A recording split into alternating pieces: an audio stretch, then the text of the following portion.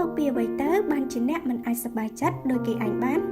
អ្នកណាក៏ដូចអ្នកណាដែរគ្មានបុគ្គលណាប្រាថ្នាចង់បានភាពសោកសៅជាជាងការសប្បាយចិត្តនោះទេតែតាមពិតទៅវាក៏មិនមែនជារឿងងាយស្រួលអ្វីដែរដែលចង់ឲ្យខ្លួនឯងសប្បាយបាននោះទេខណៈដែលជីវិតខ្លួនមិនទាន់បានជោគជ័យអ្វីបន្តិចសោះនៅក្នុងវីដេអូនេះជាអ្វីដែលអ្នកគួរដឹងទី1មិនទាន់ស្កប់ស្កល់នឹងអ្វីដែលខ្លួនមានអាចមកពីតម្រូវការរបស់អ្នកមានច្រើនខ្លាំងពេកដែលជាហេតុនាំឲ្យអ្វីក៏ដោយក៏មិនទាន់ស្កប់ស្កល់ក្នុងចិត្តរបស់អ្នកបានដែរបើអ្នករំពឹងលទ្ធផលច្រើនពេកអ្នកនឹងមិនងាយឈានដល់ចំណុចដែលអ្នកចង់បាននោះឡើយហើយភាពសប្បាយរីករាយក៏មិនទាន់កាត់ឡើងមកលើអ្នកបាននោះដែរទី2រំពឹងអ្នកដទៃមកធ្វើឲ្យអ្នកសប្បាយវិញបើចាំតែរំពឹងអ្នកដទៃមកបង្កើតសេចក្តីសុខសម្រាប់ខ្លួនឯងនោះអ្នកនឹងមិនងាយទទួលបានដោយបំណងឡើយមនុស្សដែលសប្បាយចិត្តពួកគេជាអ្នកបង្កើតស្នាមញញឹមឲ្យមានឡើងដោយខ្លួនឯងទាំងអស់ចាស់ហេតុអ្វីអ្នកគ្រាន់តែបង្កើតស្នាមញញឹមក៏ចាំតែពឹងអ្នកដទៃដែរនោះទី3ចេះគិតពីរឿងអាក្រក់ជាបន្តបន្ទាប់នេះអាចមកពីមូលហេតុអ្នកគិតតែរឿងអវិជ្ជមានជ្រុលពេកពេលខ្លះអ្នកធ្វើអ្វីមួយបានជោគជ័យហើយតែបើជាគិតភ័យព្រួយនឹងរឿងបន្ត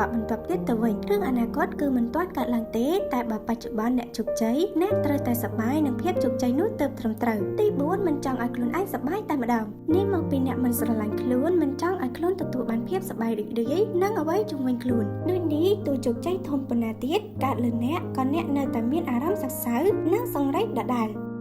សូមចុច like share និង subscribe page channel របស់យើងខ្ញុំដើម្បីទទួលបានខ្លឹមសារអប់រំបន្ថែមទៀត